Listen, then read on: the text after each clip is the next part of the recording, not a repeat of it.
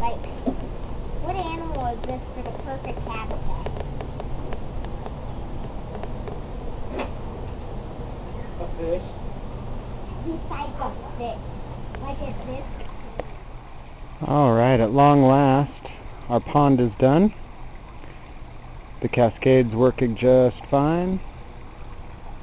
The dock is working just great for people to hang their feet in the water. The plants are all healthy, the fish are all healthy, and the wading pool at the end is working out great. The approach where I did the flagstone and mortar could be a little wider, but I didn't want to mess up all this white clover we've been cultivating. The approach over here is a little better. I made it wider and tried to blend it in with some other rocks. But it's been pretty awesome. So let's talk about water clarity. I have a little bit of foam, and that's because my water is a little heavy. I think it's because it sat without an aerator or filter as it was filling up. I didn't pay to fill this up. It just filled up with the monsoon season. So when your water is a little heavy, it's because maybe you added too much fish or decaying organic plant matter, even adding too much salt. So I pretty much am just leaving it alone, and I put in some activated charcoal in my waterfall filter, and I think that'll help. Just because it's a new pond, I think everything will balance out. The water clarity is actually really good.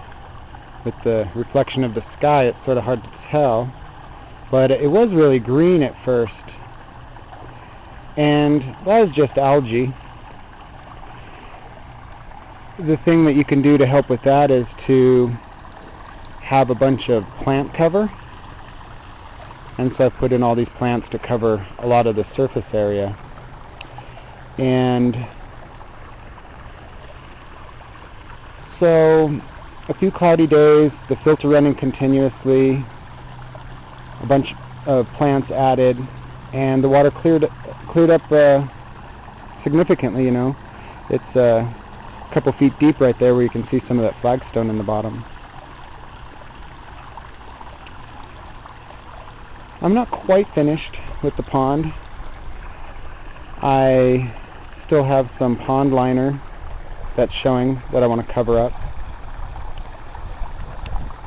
This section here, I used silicone and some pea gravel, and it attached perfectly. So I think anywhere that I have any liner showing, when the water level drops, I could just cover it with some silicone and some of that pea gravel. I added a bench for people to sit on. I still have to stain that to match the dock. And let's talk about plants a little bit. Got some lily pads there. I hope they multiply. I might remove some of this duckweed. The carp like the duckweed, and right now it's keeping some of the sun off of the water, but there's 3 types of duckweed, and this type isn't the best for humans. Too much calcium acetate or something. But the other 2 types of duckweed don't grow up here, I don't think. So we're feeding the carp with the duckweed and helping the pond water clarity. The other plant here is the monkey flower. And then I like these. I forget what that's called, but they get these white flowers on them. Water anise or something like that. But the plants look really neat when the underwater lights shine on them at night.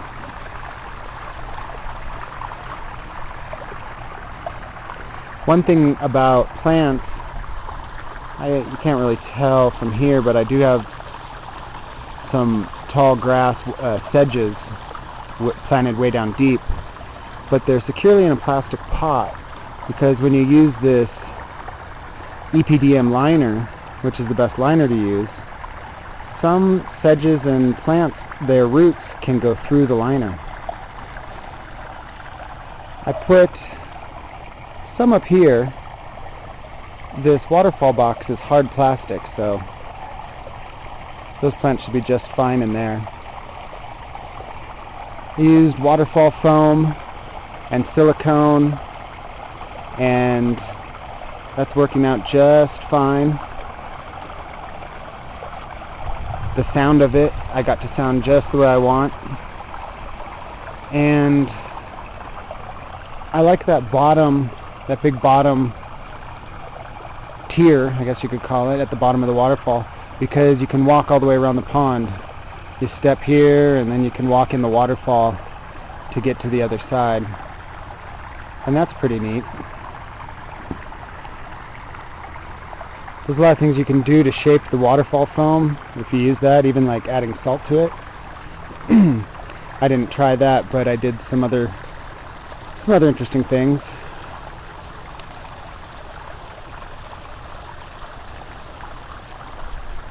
So there you go. There's a few more things left to do. A little bit about water, a little bit about plants. I think the main thing when you look at a pond is looking at the approach and how well you can get to it and enjoy it, and also blending it into the surrounding area so it looks somewhat natural. That's what I'm attempting to do here. The sound of the waterfall can be designed so that it can block out sound in your neighborhood. I don't think my neighborhood could be quiet enough for me, so I enjoy the waterfall. The fish, there's tons of fish in here. There's some big ones, so all the little ones are hiding.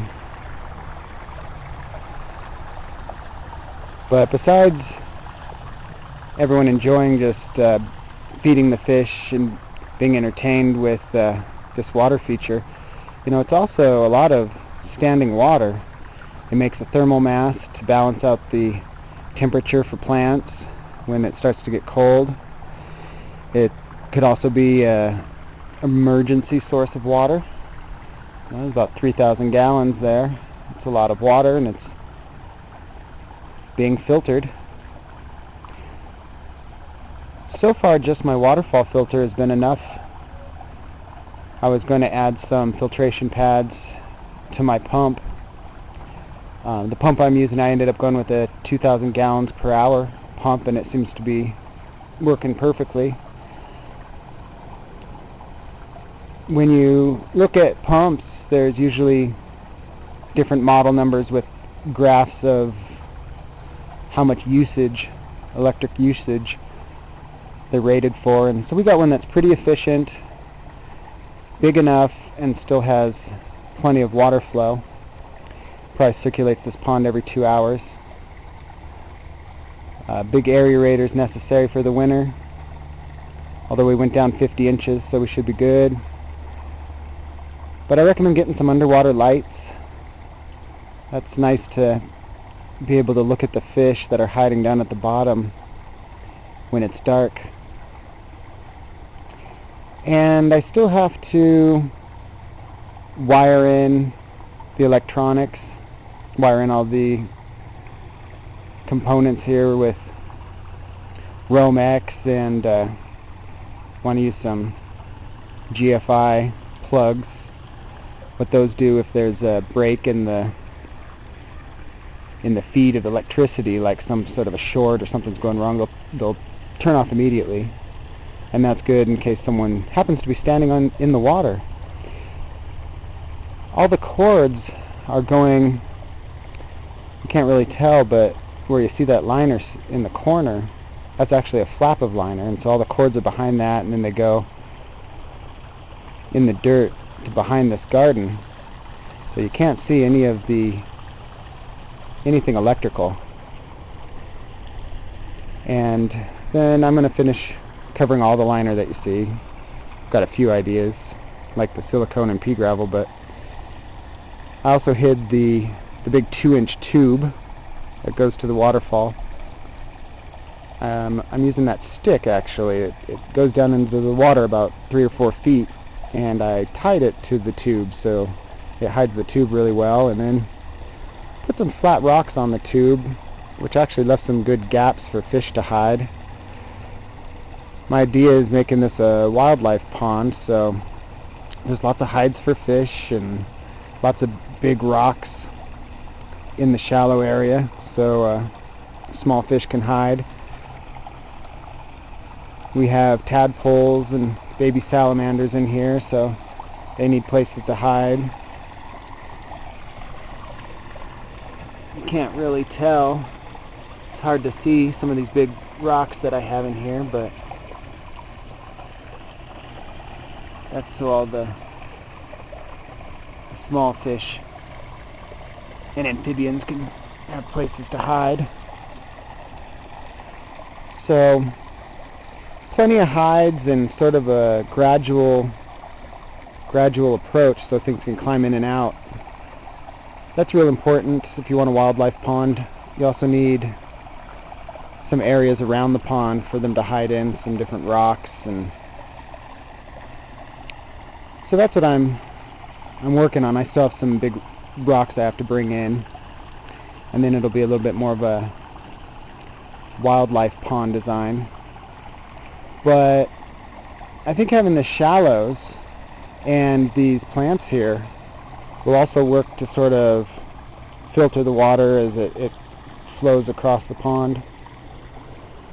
Sort of like a natural pool concept.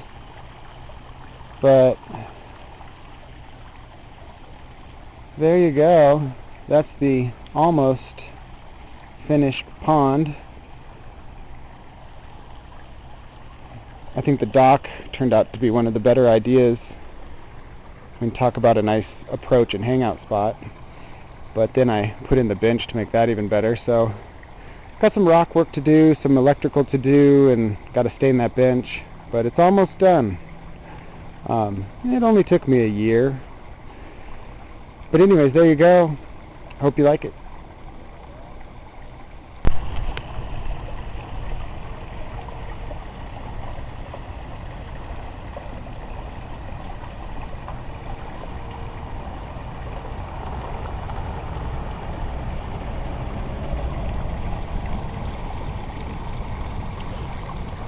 Well, I was hoping this camera would capture the underwater lights a little better.